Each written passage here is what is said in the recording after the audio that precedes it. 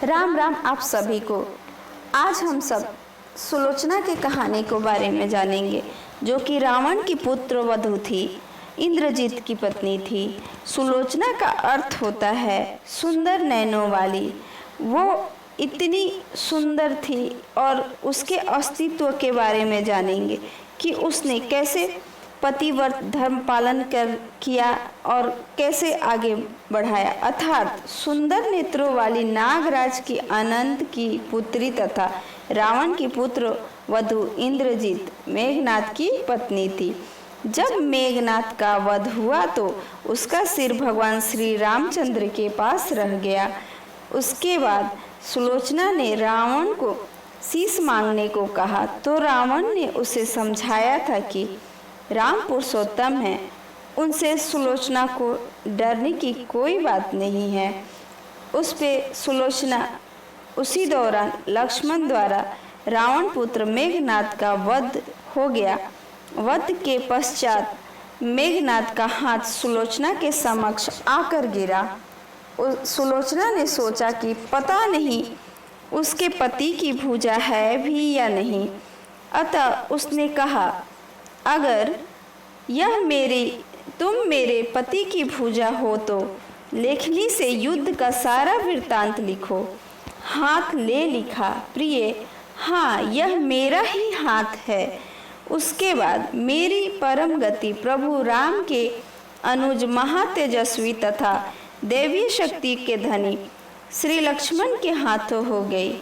मेरा शीश श्री राम जी के पास है। श्री राम जी उन्हें देखकर उनके समक्ष गए और कहा, हे देवी, आपसे मैं प्रसन्न हूँ। आप बड़ी ही पतिव्रत धर्म पालन करने वाली हैं, जिसके कारण ही आपका पति प्रकार्यवान था। आप कृपया अपना उपलक्ष्य कहें। सुलोचना ने कहा, राघवेंद्र, आप तो हर बात से अवगत हैं। मैं अपने पति के साथ सती होना चाहती हूँ और आपने उनका शीश देने का आग्रह कर रही हूँ। इस पर रामचंद्र जी ने मेघनाद का सिर उन्हें सौंप दिया। सुलोचना ने लक्ष्मण को कहा, भ्राता, आप यह मत समझना कि आपने मेरे पति को मारा है। मेरे पति का वध करने का पराक्रम किसी में नहीं। यह तो आपकी पत्नी की सतीत्व की शक्ति है। अंतर मात्र यह है कि मेरे स्वामी ने असत्य का साथ दिया और आप सत्य का।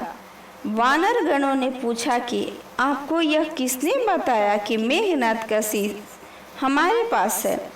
सुलोचना ने कहा, मुझे स्वामी के हाथ ने मुझे अवगत कराया कि शीश आपके पास है। इस बात पर वानर हंसने लगे और कहा कि ऐसे में तो यह कटासर बात भी करेगा।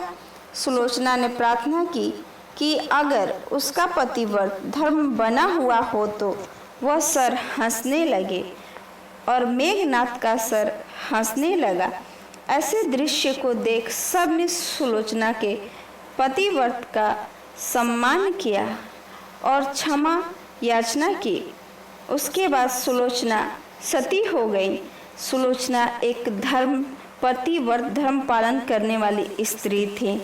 उनकी कथा आपको अच्छी लगी हो तो लाइक और शेयर जरूर करिएगा।